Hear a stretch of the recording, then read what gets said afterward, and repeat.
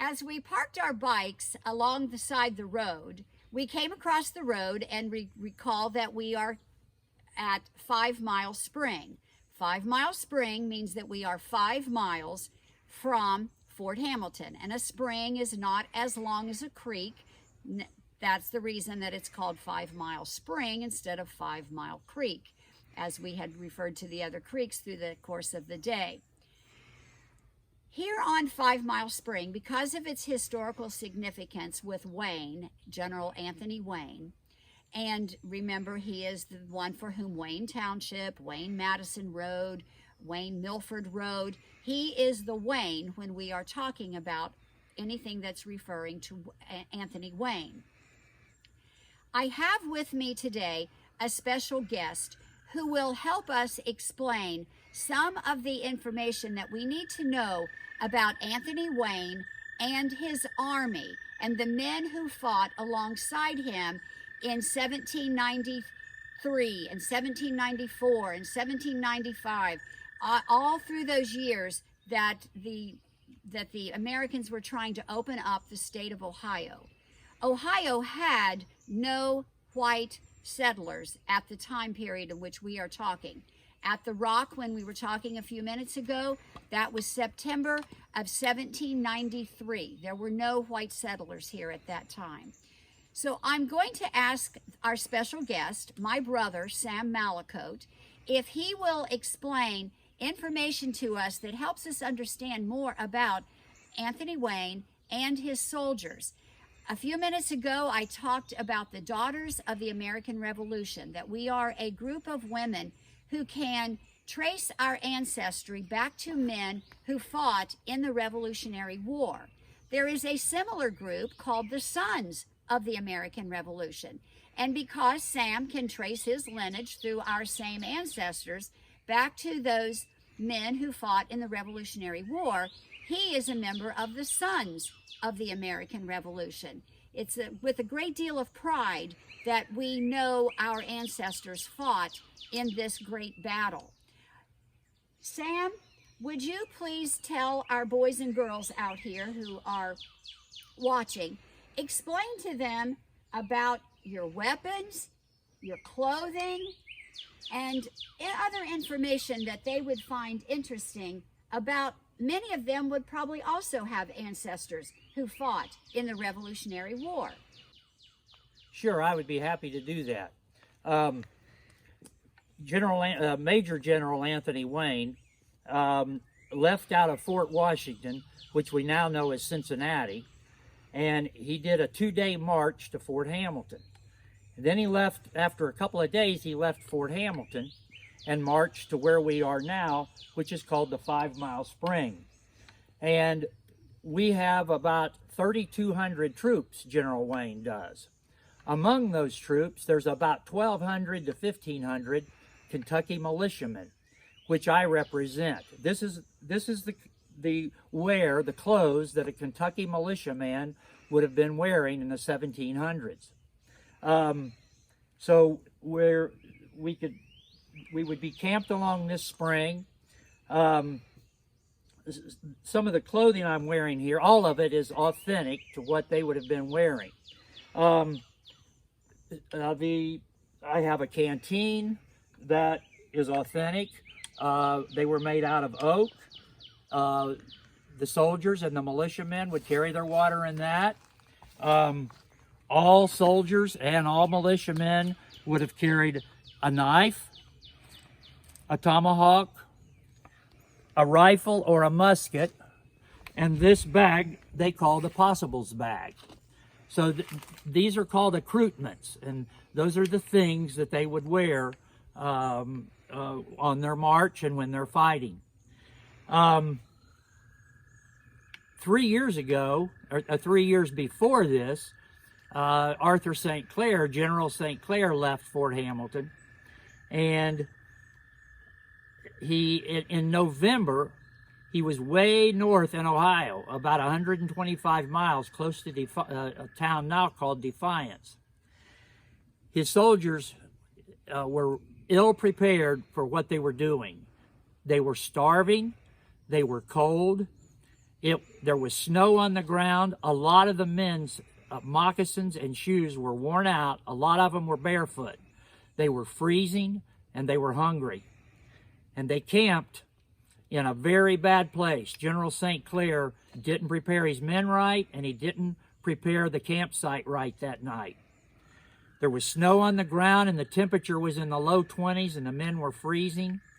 And just before daylight, over 1,000 Indians, led by Chief Little Turtle and Blue Jacket, attacked them and massacred them.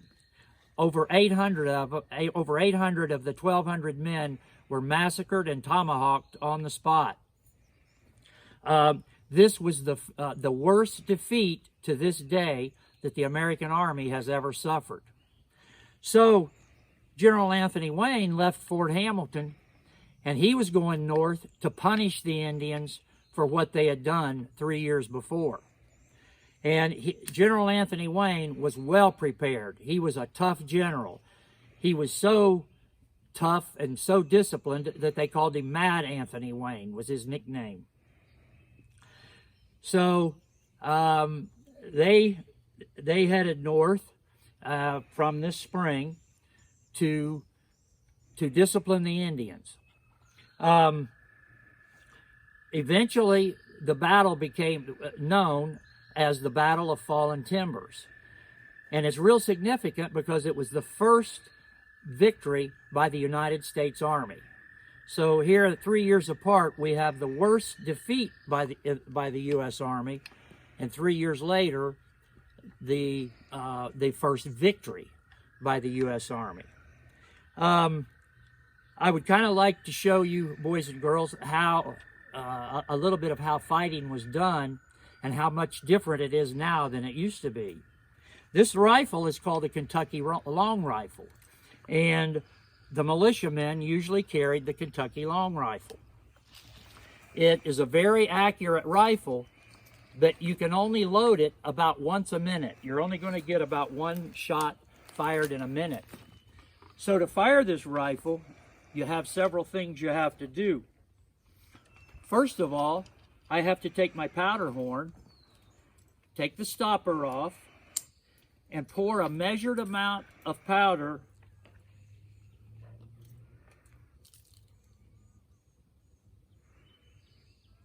into my filler. Then I pour the powder down the barrel.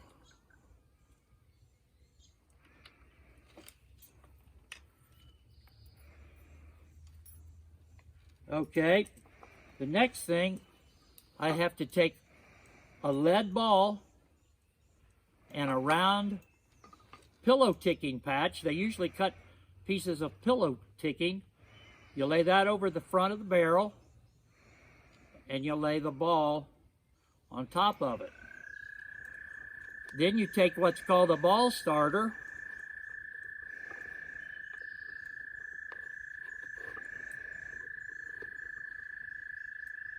lay it on top, and knock the ball into the barrel, and it sometimes is very tight.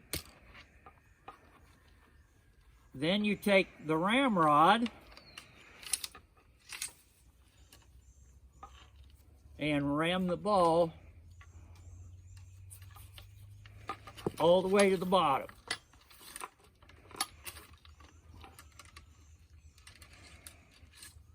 Put your ramrod back. Now the last step, you cock the rifle. Now I have to take another type of powder and pour it into the pan. This is called the pan.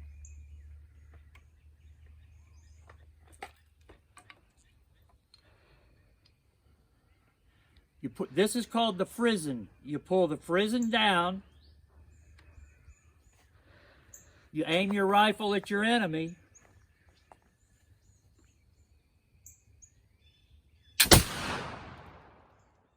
And that's how you do it.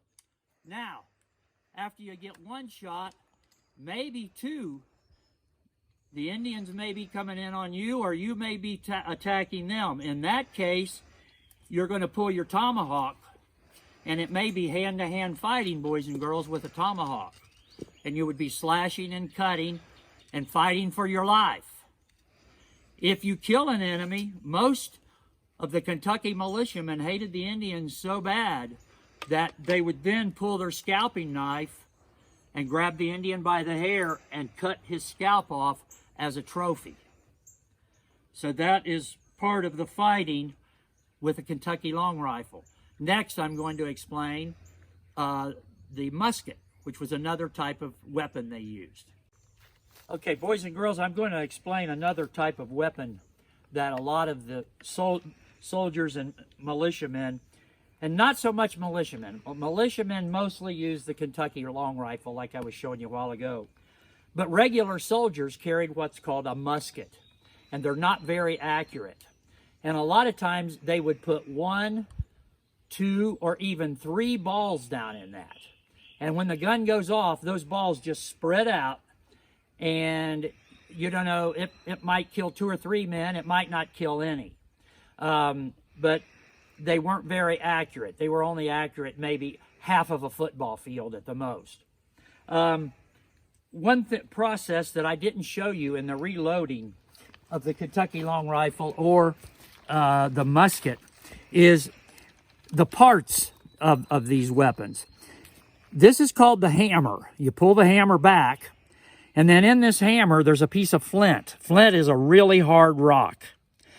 And when you pour, this is called the frizzen, and when you pour powder in this pan, see the little pan, you pour powder in that, then you pull your frizzen back, and then when you pull the trigger, I'm going to pull the trigger, maybe you can see sparks. There's no powder in the barrel.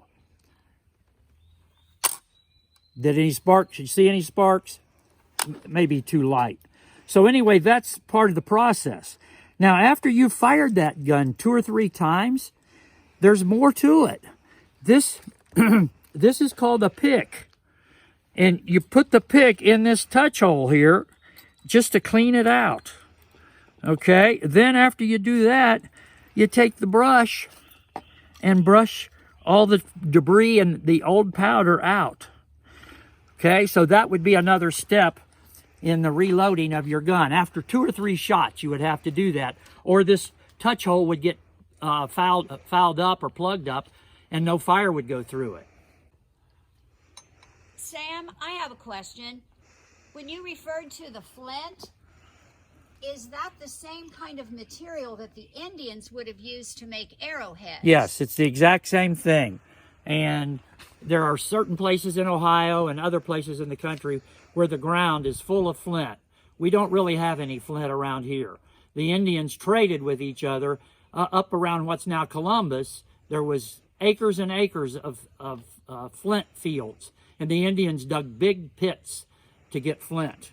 And it's the exact same things. And they took that flint and they used another piece of rock called granite, and they would knock the granite against the flint and chip that flint and make it really, really sharp and make shape arrowheads out of it. Sam, I have another question. You refer to soldiers and militia. What is the difference, and why Kentucky militia? Okay, soldiers then were like soldiers now. You signed up for a specific period of time, maybe 6 months, maybe a year, maybe 2 years. And the government would pay you for that service. You were just like our soldier is now. And they would give you a uniform, a military uniform, maybe a blue coat, like they wore in the Revolutionary War. A militiaman, every area, every little town, or every fort had their own militia. And if there was an Indian uprising, or if Indians were seen in the area, they would get together their militia, and the militia then would go right out in search of those Indians and try to run them off or kill them. And so that's, a militiaman was really a volunteer a lot of times. Now, when they traveled with Major General Anthony Wayne, a militiaman also signed up just like a soldier, but for a lot shorter period of time, maybe a month, maybe 2 months. And they paid those militiamen, but they didn't have military uniforms. They just wore what they would have worn when they're working around their house, around their farms, which is what I'm wearing. This is pretty much what a settler in Kentucky would have been wearing day by day. And you can imagine if you're farming in these clothes, they're going to be dirty, filthy dirty. It's not going to be nice and clean like mine are now. The Kentucky militia, there was no white people living in Ohio at the time. So Ohio could not have had a militia. And in Kentucky, there was lots of settlers. And so they were the Kentucky militia is what they called them. Now, other colonies and other states also had militiamen. Virginia had militiamen. Massachusetts had militiamen. All of the colonies had militia. But in Ohio, there couldn't have been any because there was no white settlers there yet. But the Kentucky militiamen in particular hated Indians more than anybody else because the Indians were always raiding their settlements in Kentucky and killing and scalping their children and their families. They would burn their cornfields and kill all of their livestock and just make life as hard on them as they could. And Kentucky men, most of the Kentucky men had family members that have been killed by Indians. So it made them really bitter. And they welcomed the chance to ride out and fight Indians. So that's why it was called Kentucky Militia. So Major General Wayne wanted those men because they had a score to settle. They had a grudge to settle. And that's why he wanted the Kentucky Militia. Mm-hmm. Okay, thank you. Okay, boys and girls, I've reloaded this musket. And the process was just exactly like the process on the Kentucky rifle that I showed you a minute ago. This is a lot longer gun, a bigger caliber. You might shoot 1, 2, or 3 balls out of it. And so I'm going to fire it now for you. Let's hope it goes off. Sometimes these guns don't go off. Everybody ready here?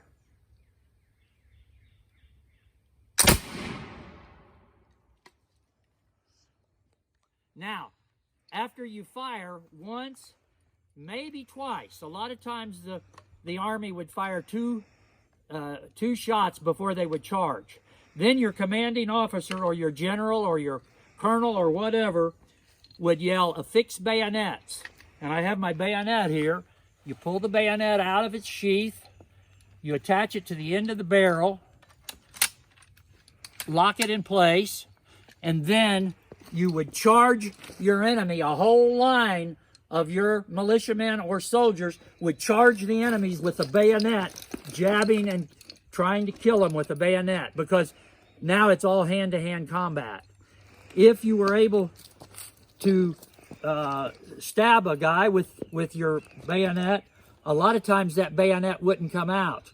And I've seen paintings in battle scenes where they actually have to step on the man's chest to pull the bayonet out, because it sometimes gets stuck on bone. Sometimes it gets stuck in flesh and you can't pull it out. So a bayonet has up the middle what's called a blood groove. And that allows, that keeps the suction from building up in a body, and it makes it easier to pull the bayonet out. Now, boys and girls, you just saw when I fired this musket, all the smoke and the noise, how loud it was. Think if there were thousands of these. General Wayne, in this battle we're talking about right now, had 32 to 3,500 troops firing these muskets, plus cannons. Now think of all the smoke. I've read that the smoke would hang for hours and you could hardly see. And this smoke stinks. So you would have had loud cannons, loud muskets going off, smoke everywhere. Men would be groaning and moaning in pain and dying. And the other soldiers would be screaming battle cries and running after their enemy. It was just mass confusion, pain and agony, and all of your senses, smell, sound, the sights that you would be seeing, the blood. Just think of a battlefield with men laying everywhere dying and groaning.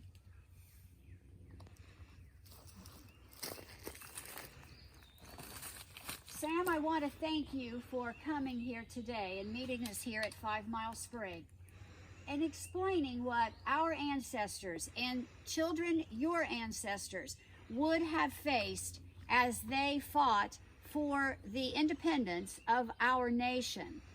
It truly is another example of how difficult the battles were and how hardy the men were who fought for this freedom.